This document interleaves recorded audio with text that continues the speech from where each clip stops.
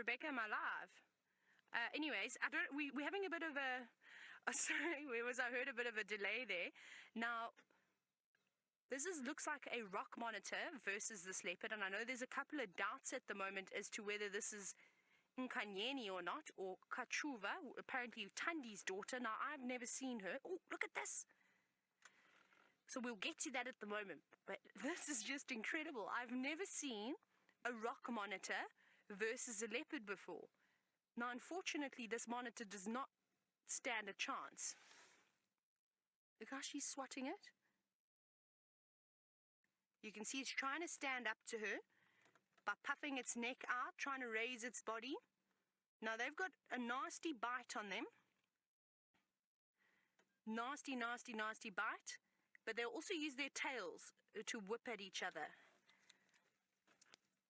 Harley, we're basically between central and then in line with 3 in a row pan itself. So if you can just come into that block exactly in line with 3 in a row pan and central, and then I'll get your audio and guide you in, but we slap bang in the middle. Maybe Faga Jumbo, she's trying to catch a rock monitor. But like I said, be right in the block. As soon as I get your audio, I'll guide you in. Sorry about that. Obviously, this is an exceptionally exciting sighting. And one of the guides from Chitwa has been making his way here. But it's quite a difficult spot that we've got ourselves into. We're in the middle of a block now.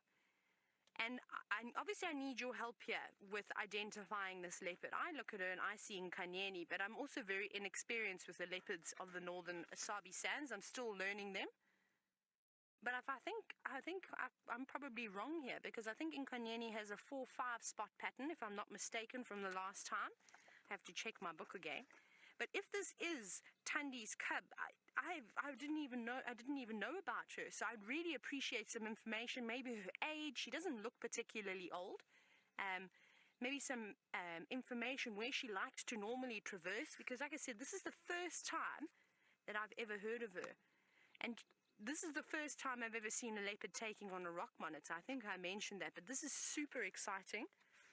And I don't know what she's going to do. I mean, obviously the rock monitor is very angry, but I think this monitor knows that if it runs, like the one thing that you don't do in the bush is that you do not run, because you would draw attention to yourself. And if this thing starts to make a great escape, I think it's going to be in a lot of trouble. Whereas if it perhaps maybe stands its ground and makes a slow getaway, it probably has a better chance. If it just backs itself up maybe towards a burrow, something like that, where this leopard wouldn't be able to get it. But this is honestly exceptional.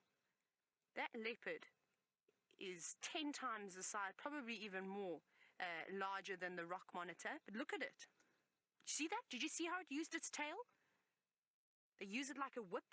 It's very sharp. And I have held a rock monitor before. This was when it was a rehabilitated rock monitor at a rehabilitation center down in the Eastern Cape. And that tail is dangerous. And you can see this leopard has had enough now, not sticking around. Wasn't that amazing? But she's hunting. She's looking for something.